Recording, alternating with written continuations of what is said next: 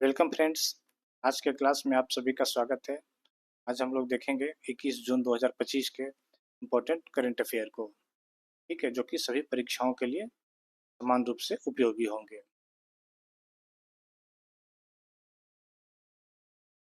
पहला प्रश्न है हमारा, 11वें अंतर्राष्ट्रीय योग दिवस 2025 का विषय क्या है? तो इसका विषय है दोस्तों, एक पृथ्वी एक स्वास्थ्य के लिए योग। ऑप्शन सी हमारा यहाँ पर करेक्ट आंसर हो जाएगा। योग शब्द का जो उत्पत्ति हुआ है वो संस्कृत के युज शब्द से लिया गया है, जिसका मतलब होता है एकजुट होना। योग शब्द संस्कृत के युज से लिया गया है, जो मन और शरीर के सामंजस्य का प्रतीक है। इसका प्रमाण मुहरों और जीवाश्मों के माध्यम से सिंधु घाटी सभ्यता में तथा उल्लेख है, तथा वेदों में भी इसका उल्लेख मिलता है।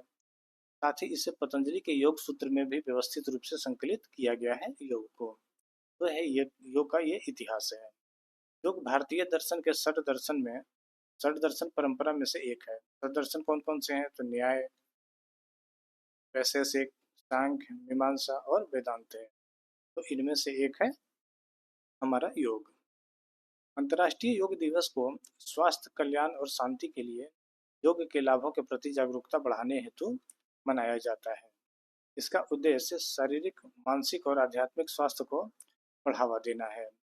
योग को भारत की प्राचीन परंपरा के उपहार के रूप में प्रचारित करना तथा इसके अभ्यास के माध्यम से वैश्विक समरसता एवं शांति को प्रोत्साहित करना है। आगे देख लेते हैं।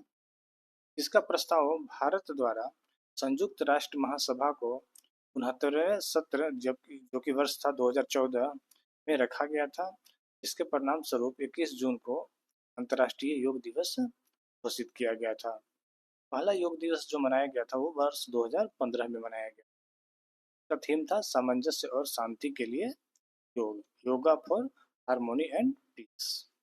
ये पहले योगा दिवस का थीम था।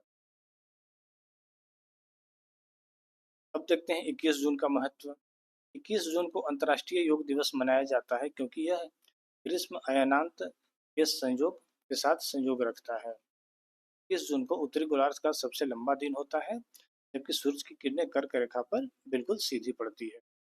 यह दिन अधिकतम प्रकाश लाता है और योग परंपराओं में इसे आध्यात्मिक जागरण के संक्रमण काल के रूप में जाना जाता है। इसलिए भारत 21 जून को योग दिवस मनाने का प्रस्ताव रखा था सबसे पहले। यूनेस्को ने 2016 में योग को मानवता की अमूर्त संस्कृति विरासत के रूप में मान्यता दी थी। ये भी आपको याद रखना है। यूनेस्को ने कब दी थी? तो 2016 ईस्वी में। अगला प्रश्न है, इस संगठन ने स्कूली शिक्षा का आकलन करने के लिए performance grading index PGI 2.0 report जारी की है। इसका उत्तर हो जाएगा दोस्तों शिक्षा मंत्रालय। किसने किया है? शिक्षा मंत्रालय ने।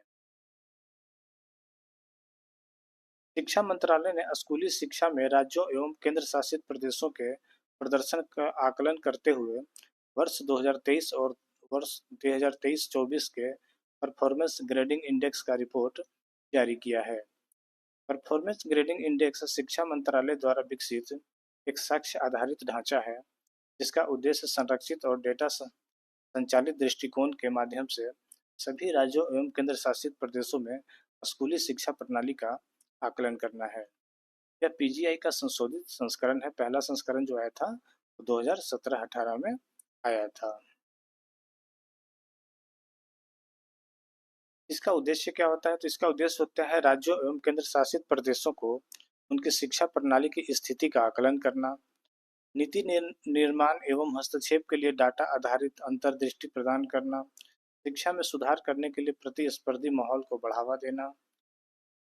ये सब इसके मुख्य उद्देश्य हैं। PGI 2.0 के कितने संकेतक हैं? तो 73 संकेतक हैं, 73, जो 6 प्रमुख क्षेत्रों में विभाजित हैं, जिनमें से कुल स्कोर 1000 अंकों का होता है। ये जो आकलन किया जाता है, जो तैयार किया जाता है डाटा, वो 1000 अंकों के आधार पर किया जाता है। स्कूलों के प्रदर्शन को 10 ग्रेड में वर्गीकृत किया गया है। पहला है दक्ष, जो कि 951 से 1000 अंक के बीच के श्रेणी में आते हैं, उनको ये दिया जाता है। और सबसे निचला जो है वो आकांक्षी 3 है, ये लेवल 10 है, ठीक है। इसमें जो जिस स्कोर होता है वो 401 के बीच, 401 से 460 अंक के बीच का होता है। तो आपको ये ध्यान रखना है, ये 10 ग्रेड में इसको वर्गीकृत किया गया है। और पहला है दक्ष, दूसरा है उत्कर्ष, तीसरा है अति उत्तम, चौथा है आपका उत्तम, पांचवा है प्रचेष्टा 1, छठा है प्रचेष्टा 2, सातवां है प्रचेष्टा 3, आठवां है आकांक्षी 1, नौवां है आकांक्षी 2 और 10वां है आकांक्षी 3। ये 10 लेवल है। वर्ष 2023-24 के लिए परफॉर्मेंस ग्रेडिंग इंडेक्स के प्रमुख निष्कर्ष क्या है? तो चंडीगढ़ ने 703 अंकों के साथ शीर्ष पर स्थान प्राप्त किया है। देखिए, इनको भी श्रेणी 1 में नहीं रखा गया। ग्रेड 1 के लिए कितना चाहिए था? आपको 951 से 1000 के बीच चाहिए था, लेकिन चंडीगढ़ ने कितना अंक हासिल किया है? 703। 703 जो आता है वो लेवल 5 में आता है, ठीक है। तो ये सोच के देखिए कि ये भी जो चंडीगढ़ सबसे अच्छा अंक लाया है वो भी लेवल 5 पे है। बाकी लेवल 1 से 4 तक में तो कोई स्टेट है ही नहीं। इसके बाद पंजाब जो है 631 अंक के साथ दूसरे नंबर पे, और दिल्ली 623 के साथ तीसरे स्थान पे है। चंडीगढ़ ने लगातार 3 वर्षों तक शीर्ष स्थान प्राप्त किया है। उच्च प्रदर्शन करने वाले राज्य जो जिनका स्कोर है, ये दिल्ली के बाद केरल, गुजरात, उड़ीसा, हरियाणा, गोवा, पंजाब और राजस्थान। इनका जो स्कोर है 581 से 160 के बीच। अब है मध्यम प्रदर्शन वाले।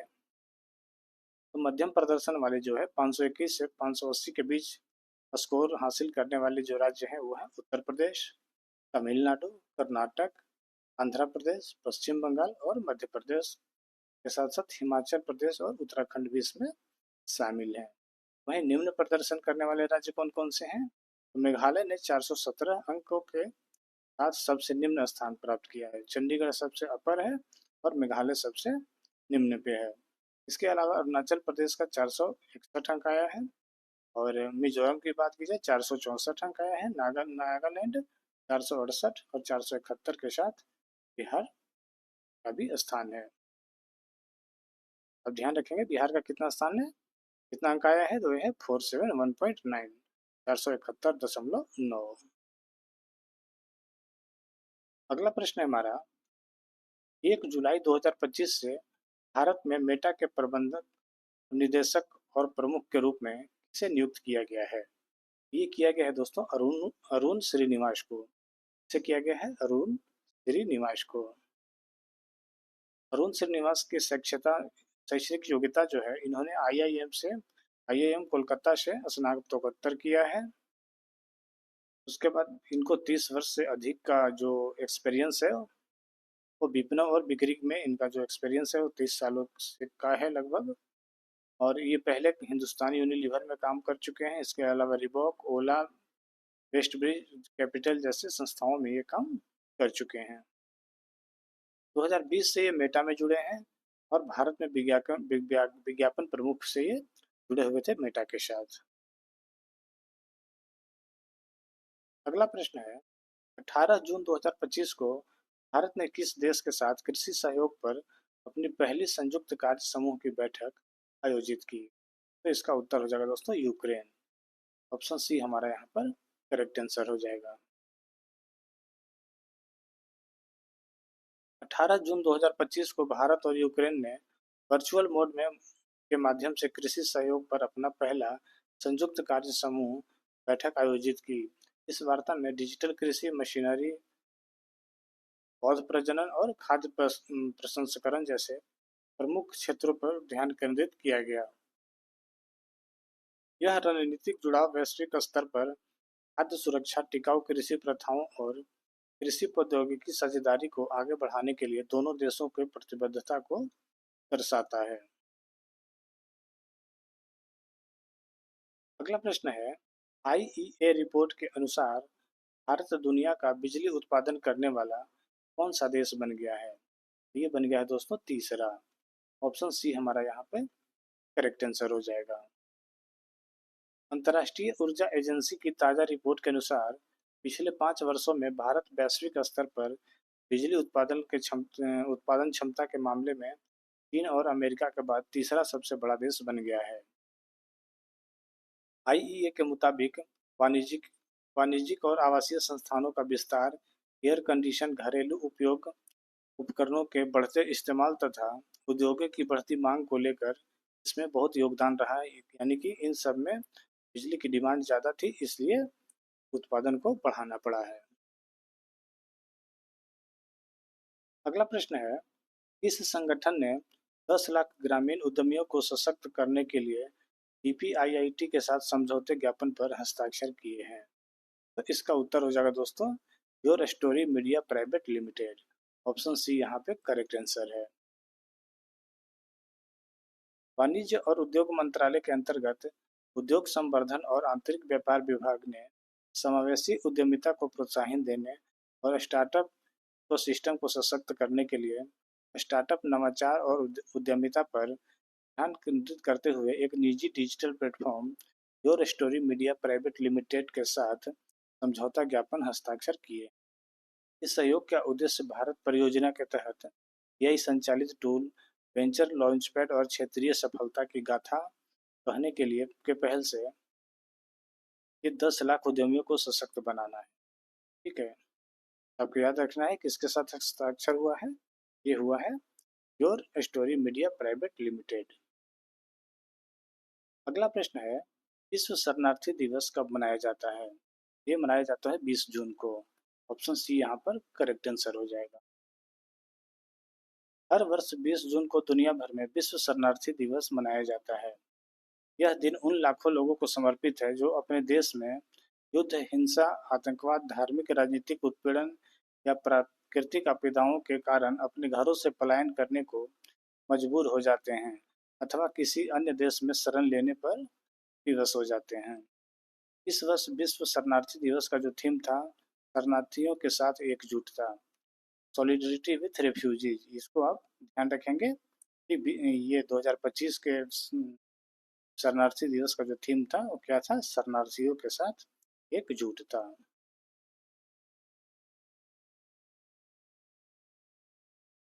अगला प्रश्न है, हॉकी इंडिया मास्टर्स कप 2025 का पहला संस्करण किस शहर में आयोजित किया जाएगा? तो इसका उत्तर हो जाएगा चेन्नई में। ऑप्शन सी यहाँ पर करेक्ट आंसर है। यह भारत का पहला राष्ट्रीय स्तर का टूर्नामेंट है जो विशेष रूप से वरिष्ठ हॉकी खिलाड़ियों के लिए आयोजित हो रहा है। पुरुष वर्ग के जो प्लेयर्स होंगे उनकी जो उम्र होगी 40 प्लस होगी, यानी कि 40 वर्ष और उससे अधिक की उम्र के खिलाड़ी होंगे पुरुष वाले बैच में। और महिला वर्ग में की बात की जाए तो उसमें 35 वर्ष और उससे अधिक की खिलाड़ी होंगी। यानी जिस खिलाड़ी का एज 35 प्लस होगा महिलाओं में, वो इसमें हिस्सा लेंगी, और पुरुष में जिनका एज होगा 40 या 40 से अधिक। ठीक है, 35 तो 35 से अधिक, 40 और 40 से अधिक, ये अलग अलग श्रेणियों के लिए ये उम्र सीमा तय की गई। इसका जो आयोजन किया जा रहा है 18 जून से 27 जून 2025 तक। ये कहाँ किया जा रहा है? Major Radha Krishnan hockey stadium, Chennai में। इसके आयोजक कौन है? तो हॉकी यूनिट ऑफ तमिलनाडु। इसका इम्पोर्टेंस क्या है? इम्पोर्टेंस ये है कि सक्रिय वृद्धावस्था और खेलों में सतत भागीदारी को बढ़ावा देता है, भारत की हॉकी परंपरा और गौरवशाली इतिहास को सम्मानित करता है, पूर्व खिलाड़ियों को एक मंच प्रदान करता है जिससे वरिष्ठ खेल पारिस्थितिकी तंत्र मजबूत होता है, युवा पीढ़ी को प्रेरित करने में सहायक होता है जिससे वे हॉकी के करियर के रूप में अपना सकते हैं। ये देख के उससे प्रेरणा ले सकते हैं और इसमें अपना करियर बना सकते हैं। तो आज के क्लास यहीं समाप्त हुआ। अगर आपको हमारी क्लासेस अच्छी लग रही हो तो इसको लाइक ज़रूर करें, दोस्तों के साथ शेयर भी कर दें, और पहली बार हमारे चैनल को देख रहे हैं, क्लास को देख रहे हैं, इसको सब्सक्राइब करना बिल्कुल ना भूलें। तो आज के क्लास को यहीं समाप्त करते हैं। जय हिंद, जय भारत।